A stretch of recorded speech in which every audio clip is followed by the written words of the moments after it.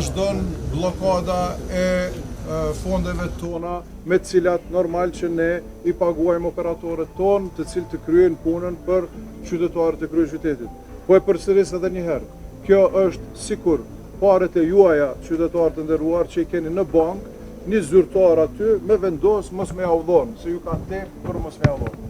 Është aq e thjeshtë.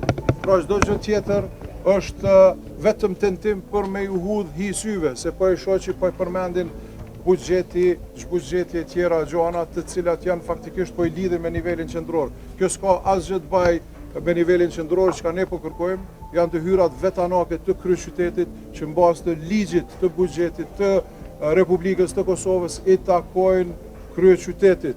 Edhe me këto fonde nuk kemi probleme pastaj. Nëse ato transferohen te ne i bëjmë të gjitha pagesat edhe nuk do të kemi problem. Edhe bëj thirrje publike tash, ta kemi një takim emergjent me kryeministrin, me ministrin e financave, edhe ta zgjedhim këtë problem me njëherë, sepse mundemi me zgjedh këtë problem me njëherë, mos me lojnë këta njerëz në rrugë, edhe mos me lojnë qytetarët e kryeqytetit pa shërbim. Lusim qeverin apo njerëz që janë kompetent për atë punë të dolin para masës, të mos të lënë trafikun urban kështu, të mos të lënë qytetarët e Prishtinës të ndomë, të mos të lënë shkollat pa punë, të mos të lënë qerët pa shkollë, fëmijë në shkollë. Ju lutem dhe bisotron arsyeja sot kush është kompetent me dalë para neve.